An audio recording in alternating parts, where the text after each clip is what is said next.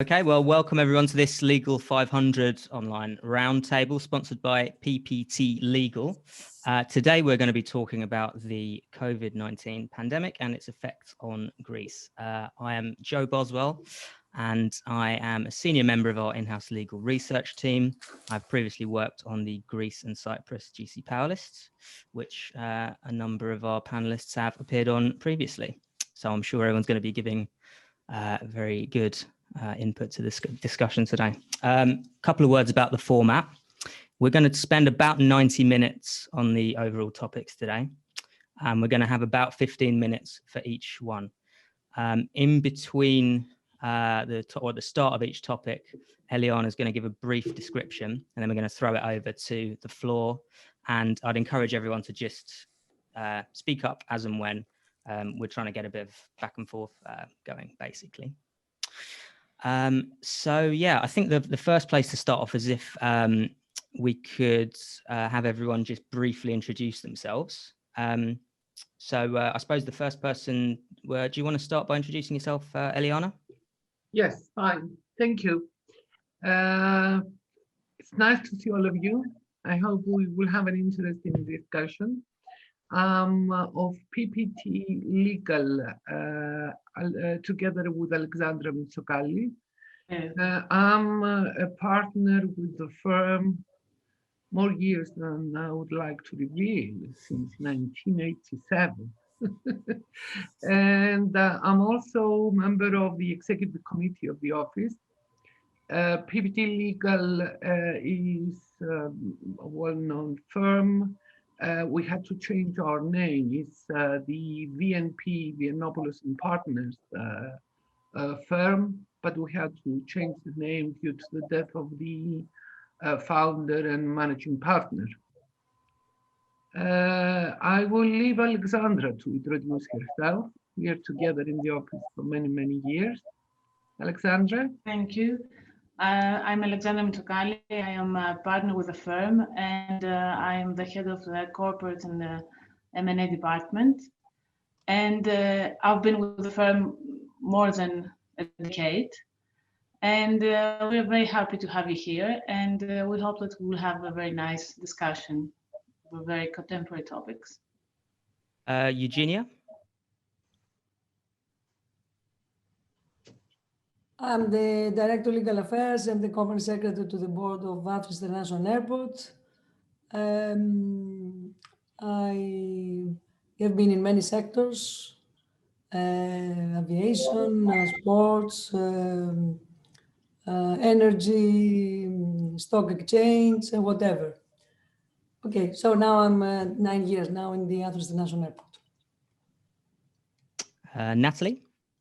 So I'm Natalie Kedikoglou. I am the legal counsel and BOD secretary to SPV vehicles for motorways concessions, Nea Odos and Odos Kentρικής Ελλάδος. We belong to the Yakterna group of companies. And we manage 650 kilometers of motorway. And we are, as you, Evgenia, too, immersed in the COVID pandemic, corporate-wise, I mean. Thank goodness everybody's healthy. Yeah, absolutely. Leonidas?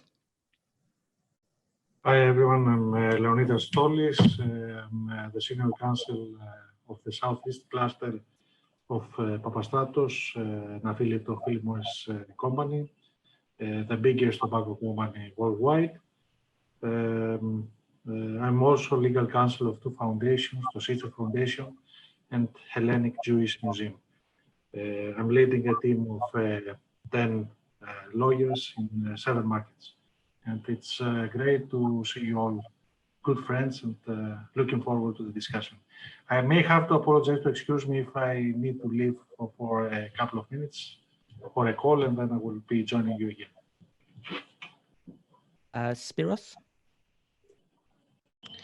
Yes, good afternoon, everyone. I'm Spiros Mello. I'm a Deputy General and Chief Compliance Officer of the Coca-Cola Group. We manufacture, sell, and distribute Coca-Cola products and products of other companies in 28 countries, 27 in Europe plus Nigeria, and I'm leading a team of about 100 lawyers in those 28 countries. And Marios. Good evening, good afternoon to everyone. I'm the legal director of Elpedison SA. Elpedison SA is an energy company active in the field of electricity power production, supply, natural gas supply, and also in the energy management, energy service activities. We're a utilities company. We represent more than 200,000 clients currently. We own two power production plants operating with natural gas. We have the privilege, in brackets, to be in touch with our clientele and face their fears and problems, which both in the field of domestic customers, but also in the field of professional customers and corporations. Under the COVID-19 crisis, we are the recipients of, if I may say so, of all the society problems through our clientele. Hopefully, the energy sector has not been touched so much by the energy crisis, the current public health crisis. However, we are a systemic sector of the company. I will be very happy to of the economy. I will be very happy to share my experiences with you later. Okay, so let's get started with the first. Sorry, Joe, I better Eleni. start very quickly and just introduce myself. I don't want to be the Oh yeah, sorry. My name's Mukhtar Basra. I head up the GC Power list on the Legal 500. I'm not a lawyer, which is probably why Joe had the introductions. But needless to say, I'm really interested in understanding what you guys, the kind of challenges you're facing at the moment. I think it's really interesting for us at the Legal 500 to know what GCs and businesses at this moment in time are kind of focusing their attentions on, and what's keeping them up at night. This is part of a series that we're doing around Europe. Greece is the first one. We'll be doing Italy and Switzerland in the next couple of weeks. So it'll be interesting to understand what you guys have to say in comparison to the other roundtables that we'll be doing in other regions. Okay. I think we missed Mrs. Stathaki. Yes. Oh, sorry. Thank you. I know the reason for that is because my screen kept flipping around, so I was going around clock. Yes. That's fine. That's fine. Hi, I'm Eleni Stathaki. I'm head of legal at Upstream. So Upstream is a technology company, let's say. It now focuses on digital and mobile marketing, and we mainly work for mobile network operators, MNOs as we call them. Upstream is based in Greece, so the headquarters are here, but we don't really do business in Greece. We have a very, very wide geographical footprint. And that's why we felt the pandemic coming like a month before it actually hit Greece. However, luckily we weren't really affected by it. So we'll go on later about that. So thank you, and glad to see some familiar faces here. Okay, so the first discussion topic is the general legal framework regarding avoidance of and protection from COVID-19. So yeah, the laws around protecting people. Yeah, let me start and have a short introduction, and then I think we need to discuss certain issues with each one of the panelists. So the general legal framework is governed in Greece by the Civil Code, specific articles, and I'm referring mainly on Articles 288 and 388 of the Civil Code.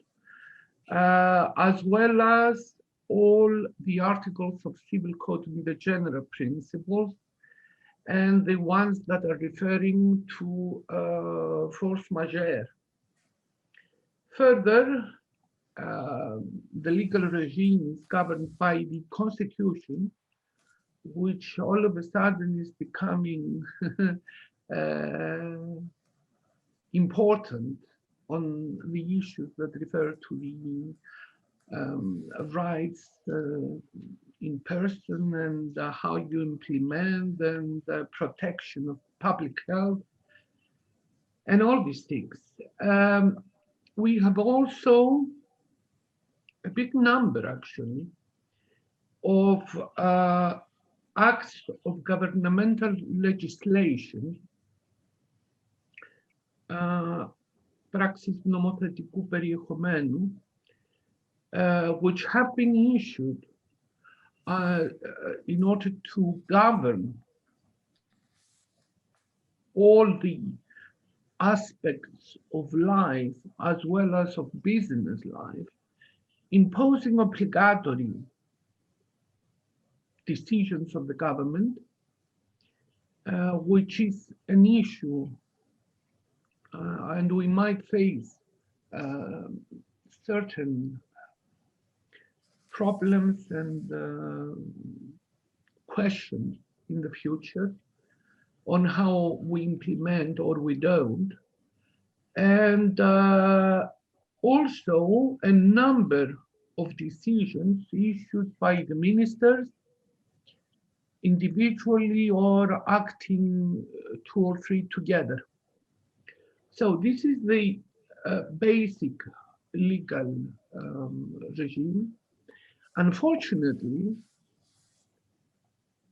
we don't have a lot of jurisprudence or case law to assist us. And it's logical, it's normal, because we are faced with a pandemic. The last pandemic faced in the world was the Spanish flu, going back in 1918. So it's a very limited data we can have from other similar incidents. There is a lot of data we can acquire from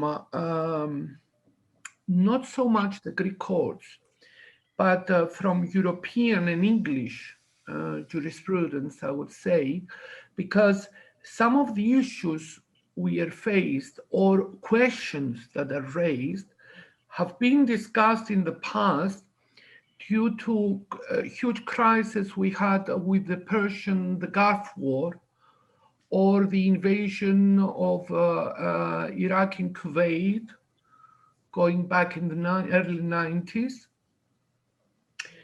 And those judgments are referring actually much more in shipping issues. There is also some jurisprudence going even earlier in 1955, 56, plus 1967, excuse me, when there were problems with the closing of the Suez Canal. I'm referring specifically on an issue which I think is going to take a lot of our energy, not only today, in the future as well. And this is the force majeure. What is force majeure and what are the consequences? And what are the consequences on a huge variety of issues, such as insurance law, sales and purchase of any goods, international transactions, income, which is fundamentally reduced. I can't think of the problems our colleague is faced with the roads and the minimum that people are moving, so no income for the company. And what are the consequences of such limitation of movement. But I think that this is the very basic legal framework. Does anybody of you has anything to add on something we haven't thought probably?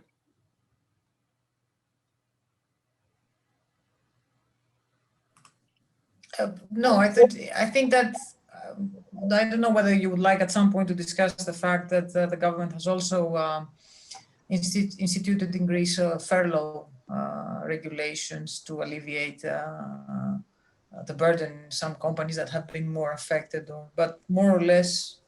And also the question of force majeure is a very big one, especially in concessions. Huge one. Huge one. Greek government, I am not aware of any case or sector where they have accepted that there is a force majeure because it has specific legal consequences. Even though in my eyes, it's a textbook case, the pandemic. Still in our cases, in the concessions, they have only, because concession agreements, there are also clauses about state intervention. So they use this legal basis because as a part of the framework to avoid transmission of COVID-19, they have instituted several. We are in the transport sector, so also Mrs. Papathanasiou has similar experiences. So the loss of revenue has been compensated, but the legal basis has been state intervention. Permissible state intervention. But I think it's a textbook force majeure case, the pandemic, even though I don't know if any of the other participants, has the state accepted that there is a force majeure in any jurisdiction, or I'm not aware of. No, I don't think that there is any state that has accepted. And actually, going back in March, I think I remember thinking that the World Health Organization has delayed in declaring pandemic because they were trying to hope that they will find ways to overcome the problems without declaring the pandemic. Soon, it was obvious that they couldn't do so. It's really, really complicated.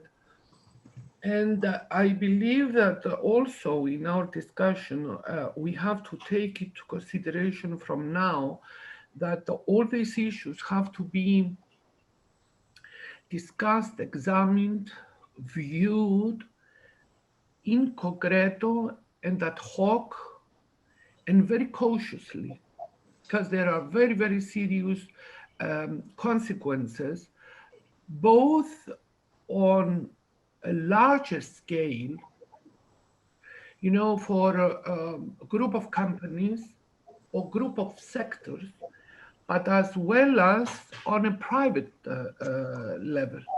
To tell you the truth, I would be interested as well to hear a few of the colleagues that have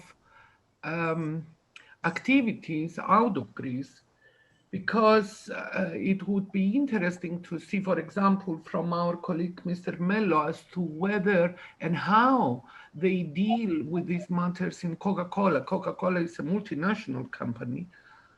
What are the problems, and if you have come across incidents where the provisions to regularize the situation are kind of different, or are helping even maybe more? Yes, thank you.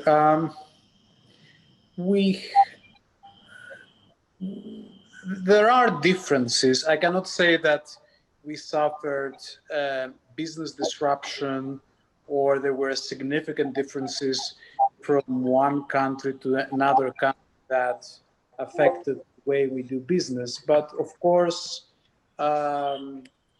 furlough schemes were different. So the extent to which you could claim support for employees on furlough was not the same country to country.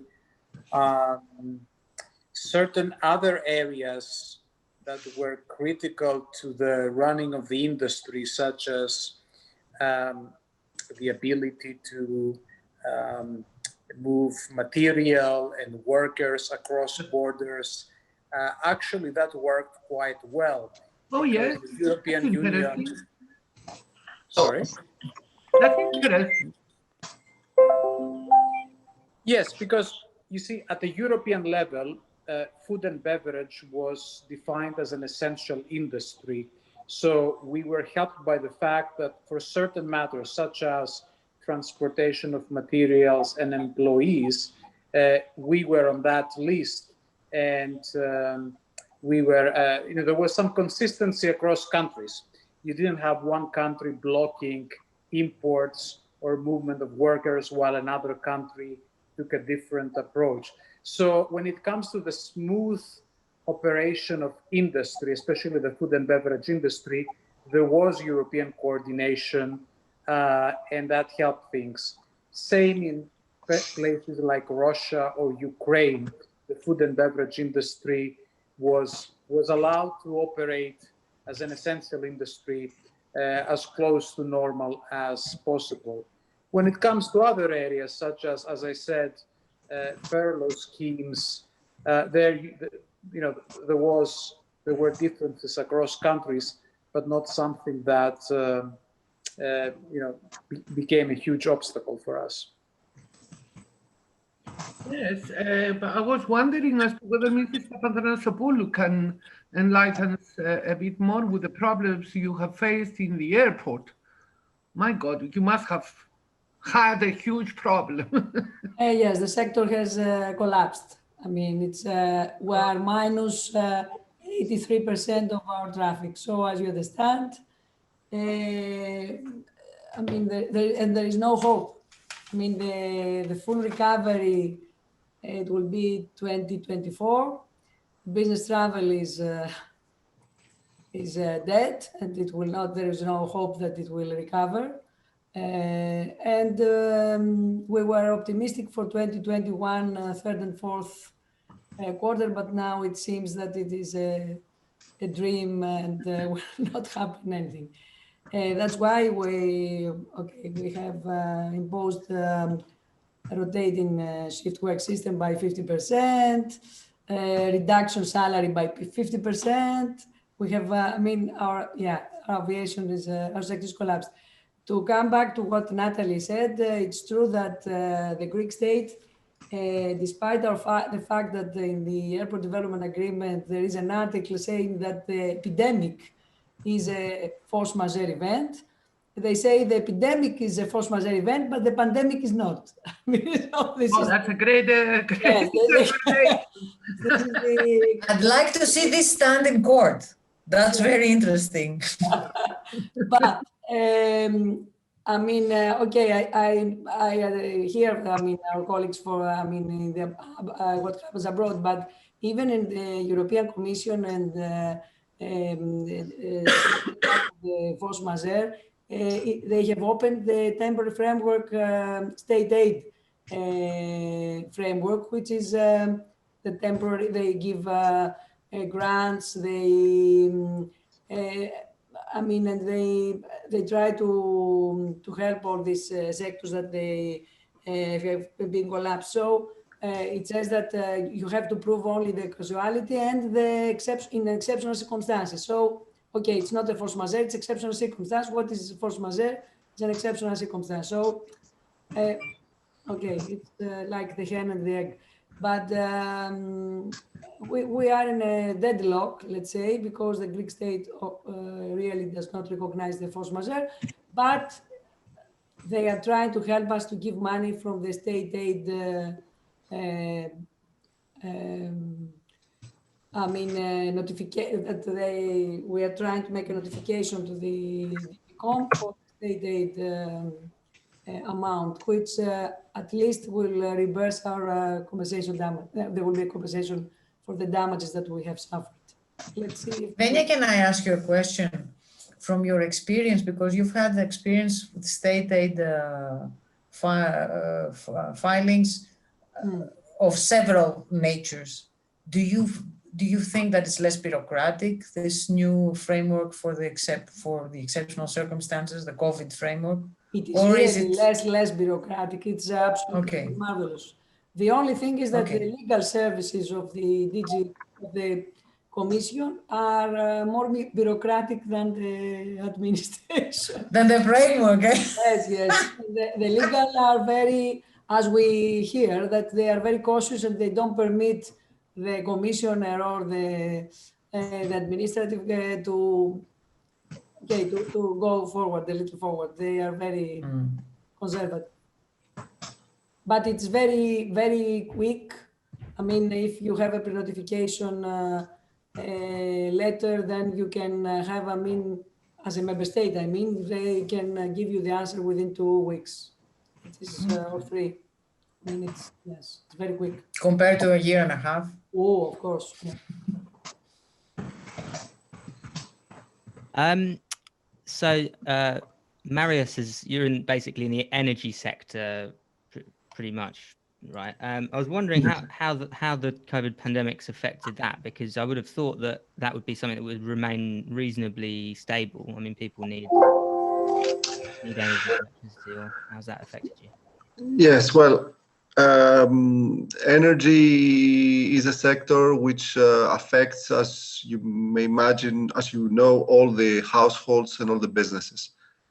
I would say that in our sector, we have not observed state measures which regarded either the utilities bills, meaning power, electricity power or natural gas, or the termination process.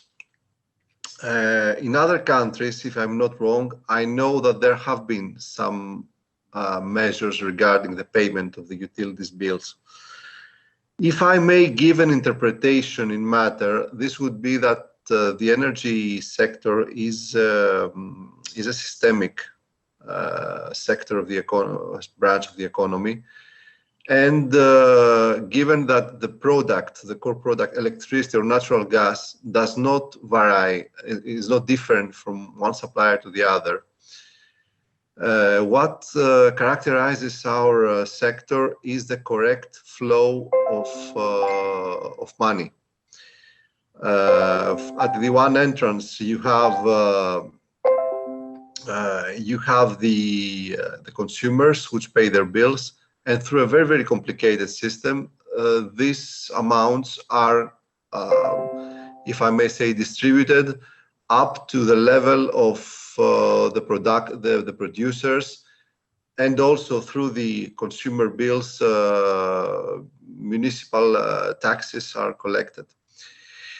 This was one element which evidently has been taken into consideration. The other, in my opinion, is the rather, I would like to find a very diplomatic term, since I speak also, I'm also the Elpedison legal director, I don't speak also solely as Marius. The quite sensitive situation of PPC. As you know, one of the first tasks of the government was to stabilize PPC, because publicly have been announced worries about the financial stability of the company. And as you may recall, some years ago, the destabilization of 2 suppliers provoked a huge crisis. You may imagine if the destabilization, I'm very cautious on my terms, of PPC, what this could provoke. So a sign by the government that utilities bills are not necessarily a first element to pay, in my opinion, and of course this is my personal opinion, it's not the Elpedison opinion, I have to underline this disclaimer. In my opinion, this led into a more an abstention of the government from measures which would consider the payment of the utilities bills. So such measures have not been adopted. and the process also of termination, which is the most powerful arm of forcing the payment or of safeguarding the company's rights. After a while, if you don't pay your bills, you have the power cut off, which at the time PPC didn't apply years ago, and this was a very big systemic problem. Therefore, we didn't see such measures in the front of the customers. And also by the attitude of the public, I would say that the consumers, either privates or professionals, considered the fulfillment of the obligations towards the energy companies as one of the primary tasks. Therefore, we didn't see any problems on this front. However, we're still worried about the possible lowering of the consumption, or as you understand, we are in touch with the economy. So if the economy faces a downstream process, this evidently will affect us. Contrary, on the level of production, the trend was different for many technical reasons. I wouldn't like to bother you with that. The front of production, Elpedison and also Mytilineos and Iron and PPC were vertically oriented companies, which means that we are active in the production and in the supply, which are different markets between them. So I would say that for many reasons, either technical or coincidental, or perhaps a very clear option of the authorities, the energy sector has not been touched directly as other sectors have been. However, this is not. This is one side of the story. At Elpedison, we are active in internationally. We have the maintenance of our plants, and within this framework, with our suppliers, which are global law firms. Law firms, not yet. Apologies. We have faced some issues with force majeure, and also in terms of our international energy trading. I think that, of course, all the pillars of the economy are important. Energy, since it's a sector that I know a bit more, has very close characteristics to other, is a systemic market, has very close characteristics, for example, to the banking sector. It's an oligopolistic market, few participants, institutional participants, and a flow of money which is like a circular system. It's like blood in our sector. Therefore, for these reasons, I think that energy is one of the sectors that has not been directly touched, has certainly been indirectly. Okay, I think it's probably time for us to move on to the next discussion point now, which is one everyone will be able to chime with. It's basically how the role of a general counsel is changing in terms of managing risk post COVID-19. I think that the role of the general counsel has been upgraded. People will realize, if they haven't done so before, how important is that role, how important is for the companies to hear very carefully what the general counsels have to say. And to tell you the truth, I believe that your lives have become much more complicated, and sometimes some feeling that you are going to held in your shoulders a huge volume of responsibility I'm not sure that all the companies will appreciate your position, but definitely the people will realize how important it is to hear you. Now, I have 2 or 3 keywords, and then I would like you to tell us more. Your role is now to protect under very severe circumstances and peculiar circumstances that you have not faced before, to protect the companies. Now, there are companies affected, companies not affected. There are companies with a much more multinational education, let's say, and companies which are much more controlled in Greece by board of directors, major shareholder, and etc. In any way, since there are huge issues, for example, relations, employment law, how you get organized to face financial problems which are coming. I can see, to tell you the truth, for nearly all the companies. The economy is connected, it's a chain. You cannot isolate so easily the one company from another. The special care with limited data. Data is important to all of us. With so limited data, you have to dig into other jurisdictions to find precedents and be innovative and creative. And then some of the conclusions might not be appreciated because they will not be cost effective. And we all know that commercial companies, one of the major things is that they concentrate on cost and in profit. I can see that in various aspects, the problems have not surfaced yet. The problems are to come. I was wondering, how do you interpret the laws? How do you interpret and how things are changing? Let's say, what is good faith?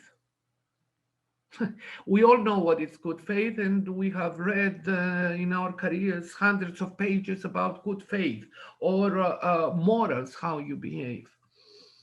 You know, things, and how are you going to take a decision which is influencing the company, and you have to defend the decision tomorrow in courts? I can see massive cases coming from purchase of goods, from not honoring contractual obligations.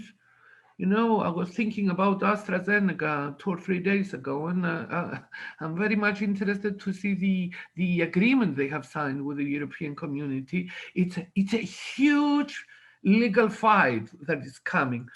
We are not going to face in Greece such a huge fight, I hope, but definitely we are going to face fights, legal fights, and it depends a lot, the outcome, on decisions you are taking now under pressure, and how you're going to defend those decisions in front of a court of law or in an arbitration later on.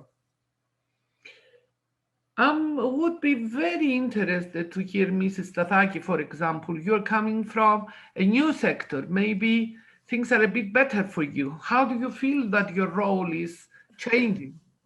Yeah, I think things are very different in the technology sector, at least, as far as it's not tourism focused, let's say, because tourism was also affected. So I think the role has been changing for a while now. So we're always talking about how the General Council will be a business enabler, but the COVID, the pandemic, I think it has acted as an accelerator for this, because exactly now companies do need the help of the General Council more than ever, like you said, to protect them. But luckily for me, we haven't really faced any issues in our industry. So there hasn't been any invocation of force majeure or good faith, and it has been really business as usual, with some hiccups, yes, because of foreign exchange and, let's say, not being able to fly to the countries where we do business in. So business has been a bit slower. But I think it has been, for the technology sector in Greece, that has been a great year. Also, there was a huge acquisition from Microsoft of a Greek company. I think it was in March or April, so early in the year, and in the midst of the first wave of the pandemic. So at least I think in our sector, it hasn't been affected yet. What we offer as Upstream is not really core and not essential, but it can be offered over the internet, over a VPN. So some obstacles are easily avoided that way. So I'm very, very grateful to be able to for the company to be able to just grow. We have had like 40 open positions filled this year. So yeah, it's a good outlook. At least there's one positive. Sorry? No, I was addressing to Mr. Collis. He's coming from a sector that he is most probably faced with employment issues, with goods, receiving goods, selling goods, transporting goods. What about you? Yes, thank you, Ms. Paskalidis. For us, obviously for everyone, it was a year with unprecedented challenges.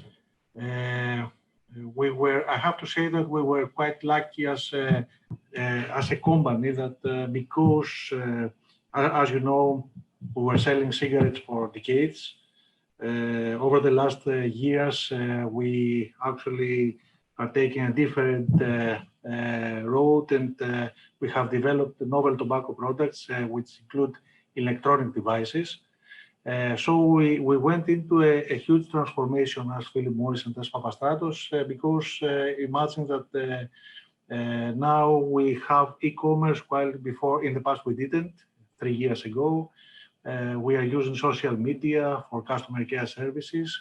So I'm saying that we were lucky because especially in the first lockdown, we had to close our stores, our IQOS stores.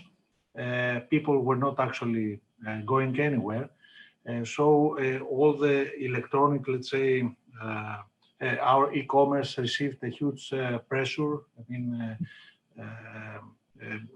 4 or 5 times more orders to deliver, and we had to adapt and be extremely flexible. So we created immediately, we used our people, we didn't stop anyone, or let's say from his employment. We used them remotely. We used the distribution systems of our exclusive distributors, so we're delivering on time. I have to say that we didn't face any issue at all. We are growing, let's say, our sales. On the other hand, since you raised it in the beginning, I have to say that in this, let's say, very complex and difficult period, our role as counsels, as let's say, general counsels of the company, became even more visible and, let's say, more leading than in the past, because I think that we have an advantage. We are obliged as lawyers in our profession to adapt continuously.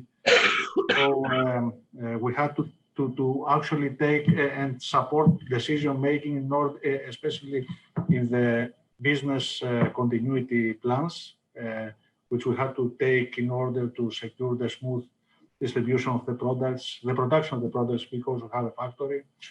I have say that overall the assessment of the risk and the decision making was even more important than in the past. And of course, we had to work with even more trust and collaboration.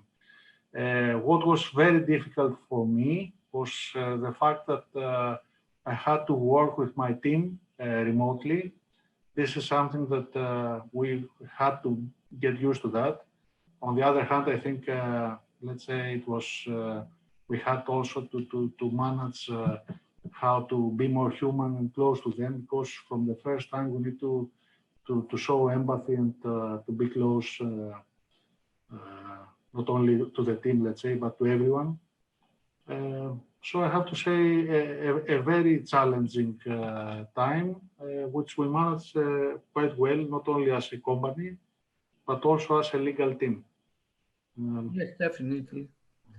Definitely. And actually, this brings me to our third subject, is that the landscape is changing fundamentally every day. I wanted just to discuss, there are huge questions that the answer is not there.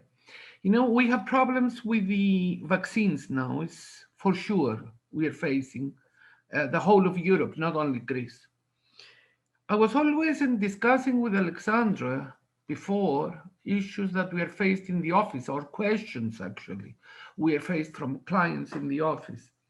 How do you deal with this kind of extremely abnormal situations?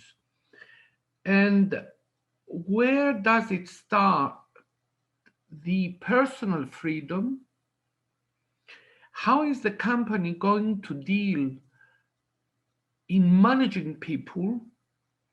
Just to be practical, I raised the question, what do you do in an office, in a company? We face the same problem as a firm, because we are 49 lawyers, and you understand, with the secretaries and all the administrative department and accountancy department, we are ending up with 90 people. So some of the questions we are raising here, actually we face. I remember in the past when we were younger, we used to joke between us, come on, ask a lawyer, call a lawyer and ask, we were sitting 10 lawyers, go and ask somebody else, call another lawyer and ask his opinion. What are you going to do as a company when in a little while people, maybe half of the population will be vaccinated, another half will not be? Are you going to oblige them to a vaccine?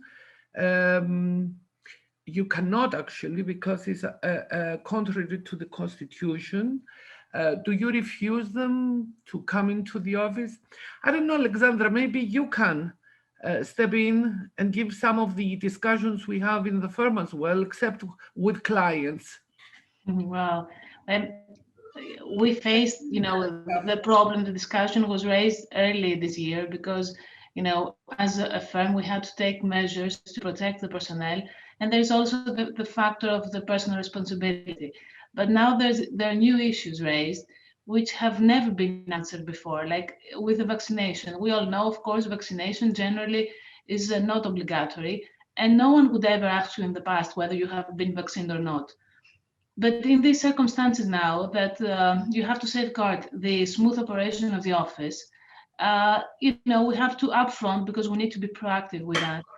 What is going to happen when, we trust that at some point vaccination is going to be normal, and the total of the population will have access to the vaccines. So what do you do there in the office? Because, part of the legal work, it's, teamwork is part of the legal work. You not always work alone, and especially in law firms, as in, big companies, the overvalue, what you offer is the teamwork, that you can deal with huge matters. So teamwork does not work very well from, remotely, from the house. We have tried this. We have, you can do that for a while, but when things go to normal, you cannot continue like this. So what's going to happen? How do you secure the safety of the personnel? Can you deny access to someone not getting vaccinated? Can you continue, adhering to the same safety measures as we have now? Because now there are extreme cases. No one's going to object. Obviously, when you take the temperature, when you, when you have cameras with 14 days, in our office, we have a strict protocol. So we monitor 14, who comes in the office and out of the office for at least a minimum of 14 days for tracking reasons in case there's a COVID, incident. So can you do that, following the pandemic when things move? And what's going to happen? This is, it's very important for us, also in terms of our personal responsibility. If someone gets sick, if what's going to happen? How do you secure the working environment? And this is the things are moving forward, because I talked before about the force majeure and all that, which is something that I think that it has been something that was very up to speed when we were talking in spring or maybe in summer for hotels. But now I think that more or less we know the area, we can expect it. It's not the unexpected thing. So I think we're moving outside the force majeure field, at least when it comes also to, in our field in contractual relationship, we're facing a difficult situation. Things have changed, but we are not in extreme situations. It is unprecedented, but not unprecedented at the same time, because we have seen, we know what's going to happen. So we're not excused not to take measures. And this is the discussion among us. I mean, we don't know still, because obviously there's going to be some kind of regulation regarding the personnel. But, when you discuss it, what's the best thing to do? I don't know what's, if you have any protocols in your companies, if someone has already dealt with a matter and has something to offer.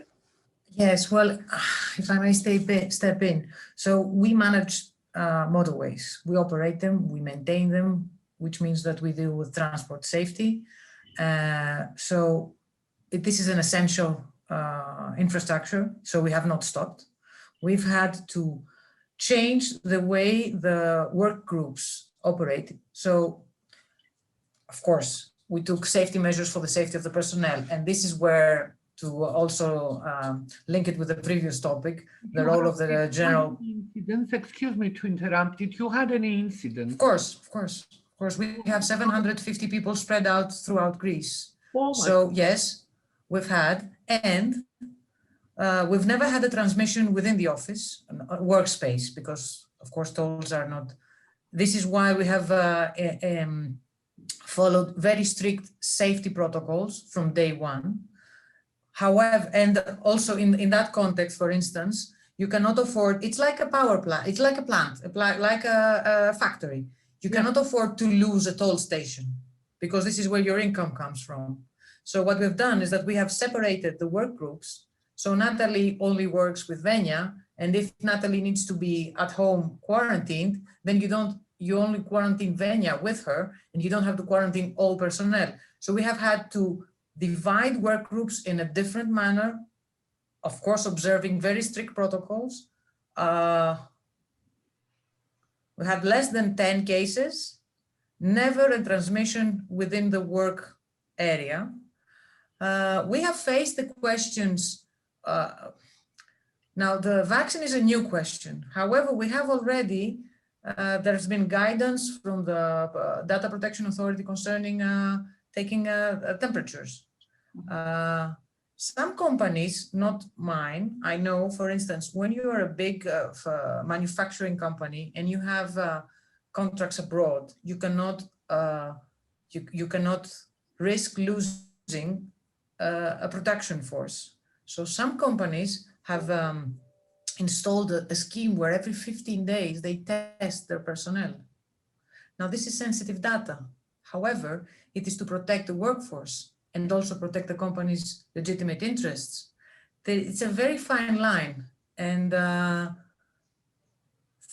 in general, I think that the Greek story has been a success up to now. We've not faced something dramatic. And I think that we've also seen in practice Touch that... wood. Hmm? Touch wood. Yes. That it's not coming. True, true. This is wood. I don't know about my head. And so from what I hear from my colleagues also, big corporations have dealt with it diligently in general and have protected their personnel and also changed the work schemes in order to be able to react properly. For instance, my company, one of the reasons we did not use the furlough scheme at all, even though we've also experienced a loss in revenues, was to be able to always have the personnel ready to use if we needed to change the work groups because of a case of COVID. Plus, the legislation concerning furlough, you cannot fire anybody during that period. No. Which is a very, very basic right of an employer. So when management heard that, yes, should we enter this scheme, this is what we will, the financial benefit, this is the downside, we have not used it yet because we haven't had. And also we've been fortunate, none of our suppliers ever defaulted during this period. And we're just suffering a loss in traffic, of course, because of the measures and a corresponding loss of revenue. Traffic has been down 40%, but income less because what still circulates are trucks, because commerce, as Spiros discussed before, has been still going on, either beverages or food or other essential functions. I was interested also to hear from Mr. Mellis that how are you dealing with the factories and all the employment issues? Did you have incidents? How is the company viewing the loss of earnings? I assume that there is a loss of earnings. What are you doing with all these issues? Sorry, may I step in because I have to meet an appointment with the doctor, so unfortunately have to leave you, but I would like to add some things. Is it possible? Sorry. Yeah, sure. Yes, of course. Okay. We had analogous similar measures with, as Natalie mentioned before. I really cannot understand the constitutional aspect of the vaccine, as Alexandra said before. I am pro the article of Mr. Alevizatos evoking Article 25.4 of the Constitution. And at least in my company, there was no point of, wandering or disobedience of not having the test and all this. I had a problem, though I had a problem because I'm the chair also of the board of directors of the Greek National Opera, where all these artists and singers and they said, I don't want to have the test because maybe you put a GD in my throat and I know what, I don't want to be, and so, and although I had a contradictory and contrary legal opinion of the legal advisor of Greek National Opera, I have taken a decision of the board stating that this is the process of the company and you are against the procedure and the bylaws. So whoever denied had the disciplinary measure. And this is why, because they were, all eager to have the test. And despite there were only 10 persons that they denied, but the other persons had sent letters to us stating, how do you protect us from those who are not have the test? And I don't want to be sick. And also why he has to stay at home, because I could not bring them there to have because we have the Greek National Opera TV and we can have and I recommend you to watch our operas. But in any case, I would have the reverse effects, and maybe they would sue us, not protecting them, hygiene,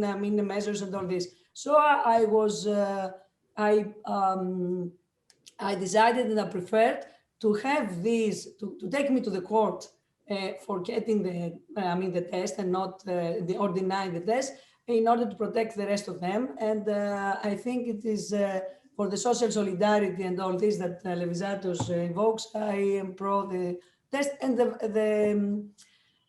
vaccinations as well. I don't think that in Athens International Airport any staff would will deny, because it is a matter of survival also of the company, because I have proposed the certificate, the health certificate and all this. So it's a matter of business also for us. I mean, we are collapsed, and we have to protect the staff as well and the positions, okay? I think the same would apply in our company too. I wouldn't expect, because they also feel it protects them. Sorry for this, and have a nice weekend. Thanks very much for sorry to leave you. Thank you very Nice much. having you. It was an interesting input. Very interesting input. I'm wondering, are the other colleagues taking the same stand? Okay, continue, and Ms. Kedikov will inform me. Bye. A huge responsibility on legal counsels. Yes. Legal counsels. But I think you have to take the initiative and have a firm position. Okay. Thank you very much. Bye. Thank you. Bye. Bye.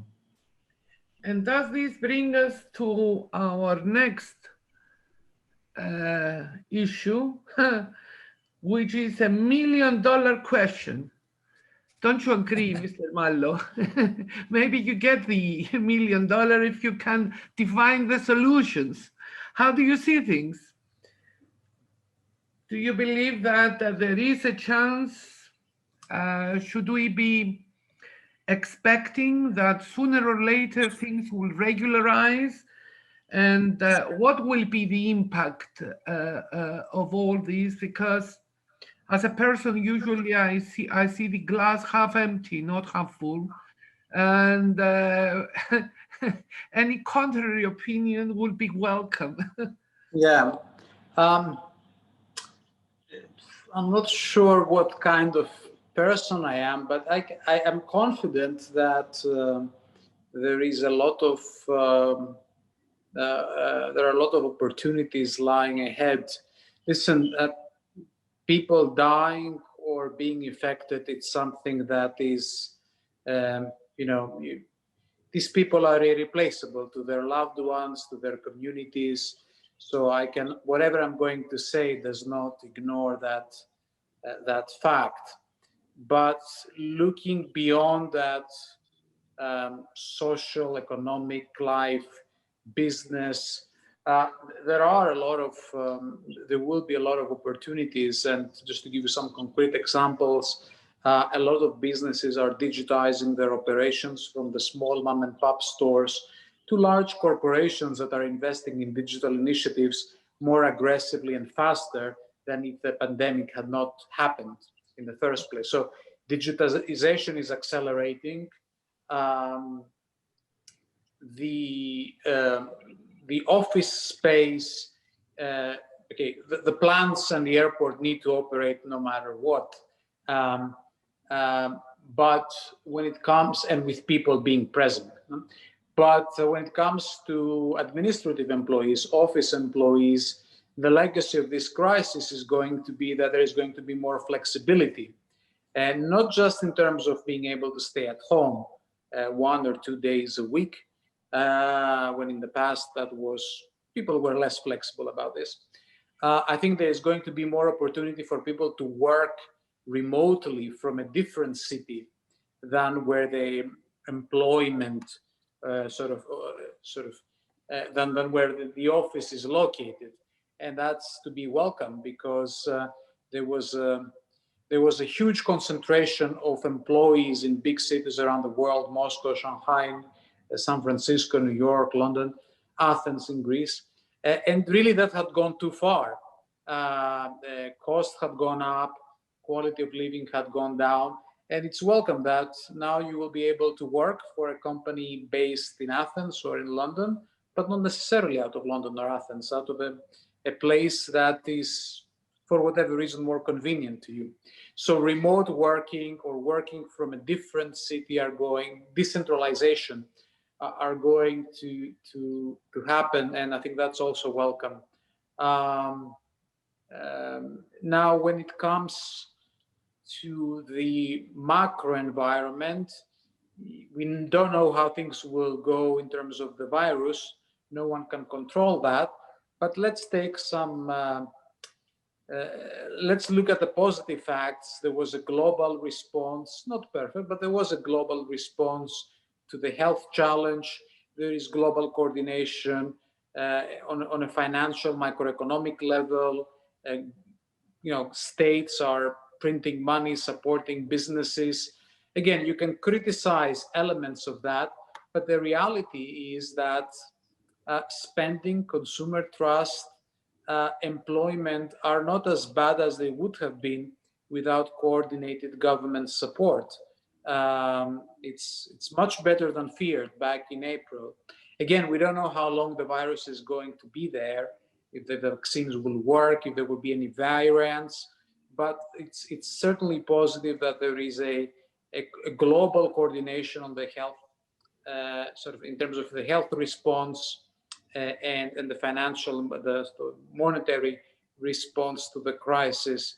So again, lives are irreplaceable, but I believe the businesses that react positively to what is happening are seeing this crisis as a learning opportunity, as an opportunity to transform themselves, invest behind digital, improve their workplaces, and be there when when we see growth coming back and economic recovery settling in. Do you see any other danger as Mr. Toll is coming? What is your opinion? Is there a huge danger that we haven't identified possibly in this discussion? You asked me, Ms. Pascalidis, Yes. right? What else to expect? I don't know. To be honest, no. I think it's already a very, let's say, serious situation we are in. I think overall, however, I fully agree with what Mr. Melo said. I think we reacted, let's say, as a state and as individuals and as companies quite fast. I mean, I have seen smaller companies transforming extremely well to be able to let's say, satisfy their consumer needs. So I think we have to adapt, to continuously be adapting into the new situation. Obviously, we had, let's say, to face sooner than we were planning this digital era and this remote working. Myself personally was quite conservative when we were discussing, let's say, about remote work in the past, and suddenly I realized that yes, we not only were obliged to do that, but perhaps we can see benefits out of that. And already, let's say, my company has amended its policy, let's say, to include per month at least 4 days remotely after, let's say, the COVID period, and even more. So it's a minimum 4, and then it depends, let's say, on the functions. So I don't know what else to expect. I think whatever else we are going to face, the companies, because of COVID, will already start building business continuity plans to, and perhaps, are looking into that, trying to understand what are the risks that they might face in order to be more well prepared in whatever comes. So I'm optimistic. I think that a good preparation and good collaboration, obviously, and care and empathy to our people are the key to get out of this stronger. I can, but in a way, I'm agreeing with you. I'm rather now worried because the private companies have the means and the attitude to adapt quickly. What I'm scared is the public sector.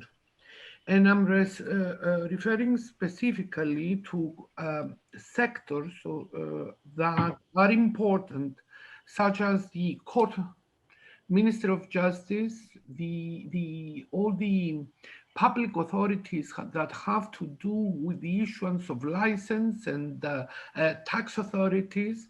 It seems they were not working perfectly, but now they are really going down to the wolves. From experience, it's unbelievable the delays that we are faced in courts. Maybe, I don't know how many court cases and involvement with courts, but as a law firm, we do a lot of litigation as well.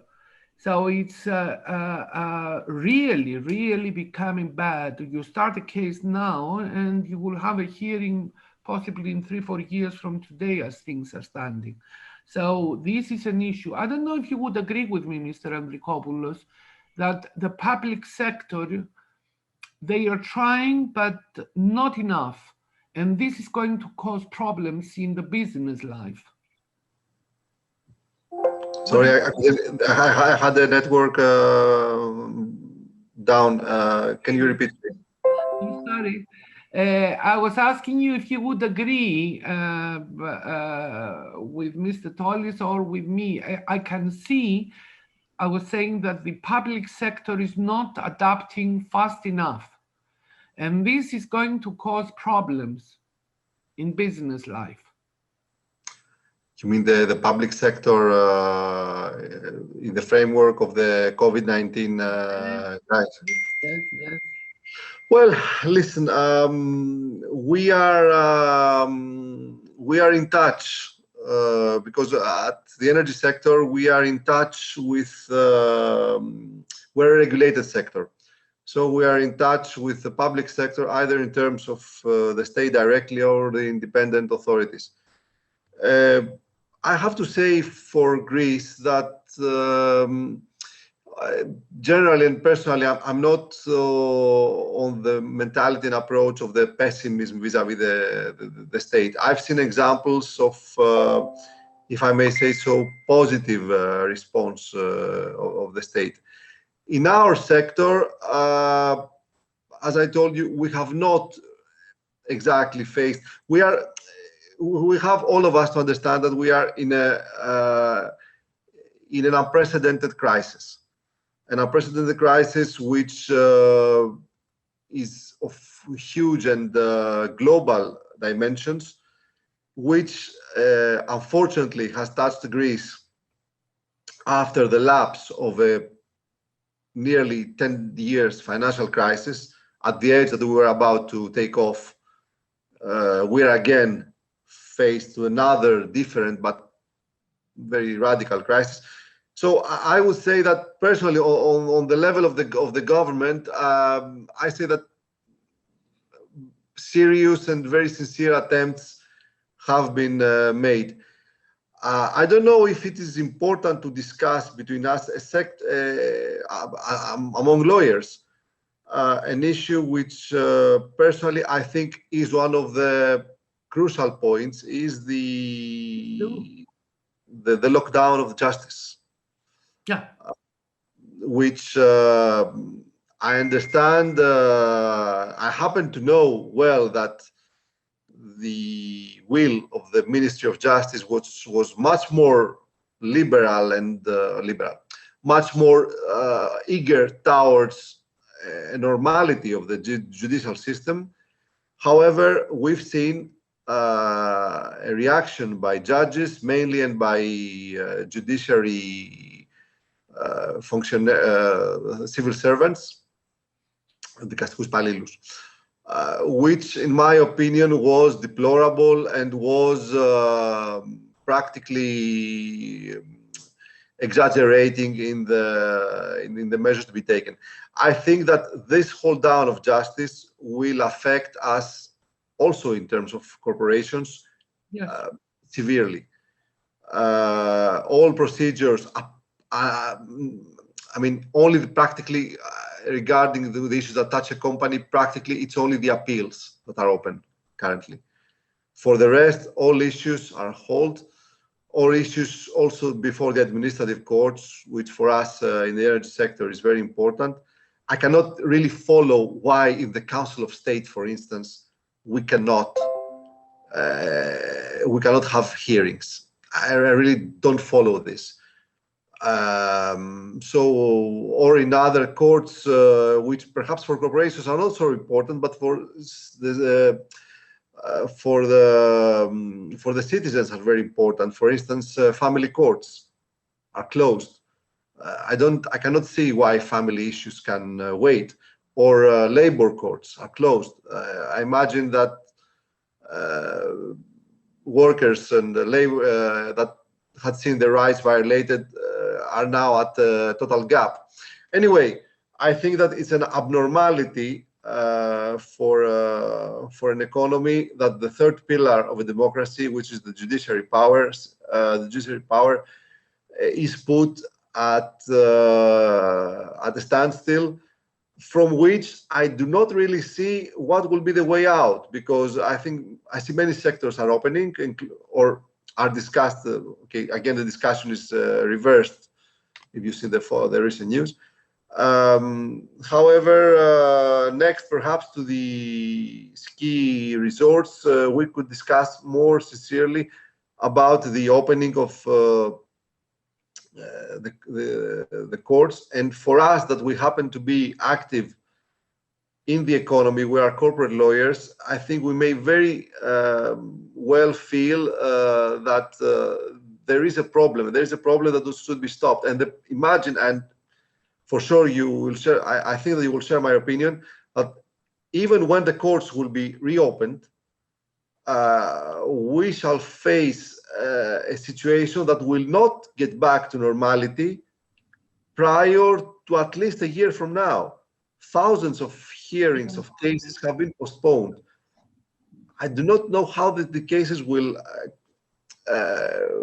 be rescheduled. How the situation will get back to normal, let's say. and also, yet we had a problem with the delays of the judiciary system. In the energy sector, for instance, we await for a very important decision of the Supreme Court, the civil area of powers. We had the hearing in October 2019, and we don't have any news on that. And imagine, it is not called pilot case, but in reality, since it touches all the sector, it will have the value of a pilot case. Therefore, I think that one of the, I'm personally not, I don't have many things to say. I think that the government has been very sincere and the results have not been bad. But I think that all the pillars of the public service and the independent pillars, such as justice, have to follow in the same mentality. Our respectable judges, I think, and I remember their union was very fierce for the closing in November. And however, the same union of judges in the 17th of November, since they happen to be a bit sensible in some issues, the president of the union of judges, for the ban of the demonstration of the 17th of November, saw a constitutional violation. For the closing of the courts in general, the same president, Judge Sevastidis, saw no problem at all. Okay, there is a problem. If you want my opinion, I see a problem in the public sector. I would say that the stakeholders of the public have also to follow and realize that the justice is not only a pillar of power, is also a cornerstone of the function of the economy. For us, for corporate lawyers, I think it's a very bad situation when we have to persuade our BODs and the direction that, okay, for me personally, it's a very difficult moment when I have to defend the judiciary system and say, no, it's something we have to trust. okay, we should be helped in our tasks.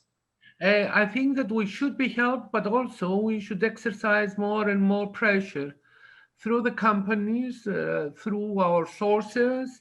Pressure has to be exercised that now, from now on, we are running late and things have to be done, and this has to be taken into consideration by the government. Is anybody else having a good idea? Maybe how we will overcome the problems?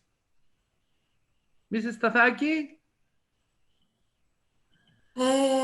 Well, as a company, I mean, as companies, as lawyers, or as a country, do you mean? I would say as a lawyer, as a general counsel. So Okay. Well, baby. Okay, in general, I tend to be optimistic by nature, and I tend to see so speaking of the positive side of things, digitization, for example, of certain standard procedures in the last years, like the CAP, the how do you say, certification of signatures, this was so easy to do, and they just now they got to it, and it's really on a day-to-day basis, it's very, very useful, for example. And I hope that this trend will go on. I know that banks have been developing a KYC, a CDD process completely online. No need for the customer to go there. I don't know I don't think there's any lawyer from a bank today here that could lead us. But okay, there's always going to be problems. I think the keywords from now on is adaptability and resilience for everyone, both council, company, all of us.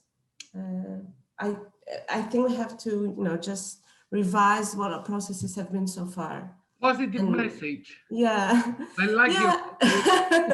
Well, yeah, I have to say, I haven't had the experience in Greek courts, but I can tell, relating to what Mario said before, that what I see, judging from other jurisdictions we work with worldwide, is the same situation everywhere. I've had a company be in liquidation, I don't know, for over 12 months. In Brazil, the courts do not issue decisions anymore because they're very busy handling bankruptcies. So yes, the same image, I think it's a pattern all over the world, as far as I can tell.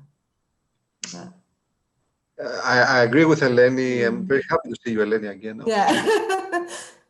It's been a while since so through the COVID modification of our practices, it's also good to keep in touch with old friends. I remember I studied in Strasbourg. My degree was there. I happened to be in France at the time.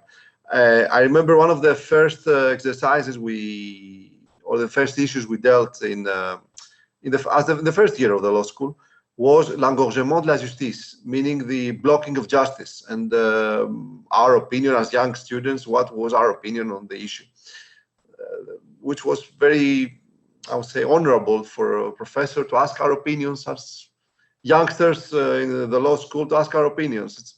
It's a good approach. Anyway, the problem is not Greek, evidently, and it's not exclusive to Greece, and it's very complicated. But yet, I personally was very disappointed with, and at the time I happened to know both sides for a reason. I was very disappointed by the approach and attitude of the judges and the unions of the judges. I know the government had a different approach. It's not easy to impose, there are certain balances. However, perhaps also the safety, they feel that this is a sector, evidently if it's locked down, the wages are covered. There's no problem with that. But I think at the time they did not demonstrate the sense, because it's one thing closing totally the courts, and imagine, for instance, forget Athens, the court, whatever, of Aegio in my region of origin. What is the risk in the court of first instance of Aegio being open? I don't see this. Of widespreading the virus pandemic in Aegio. It's totally minimal. So I think from one edge to the other, there is the middle. And I think that also at the level of companies, of corporate lawyers, perhaps we have not underlined this enough. It's not good. It's not normal that there is not justice. I insist on that. So, Joe, will you recap? I think we have been very good boys and girls. We are on time. Exactly on I time. won't Well, allow anybody to accuse lawyers that they are talking a lot.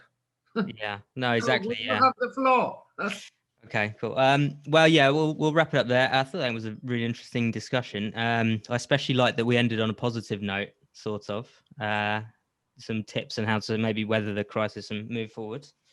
I mean, one of the things that I've noticed in the UK is that in-house lawyers are actually assuming greater importance, or have assumed greater importance over the course of this, because they act as risk managers.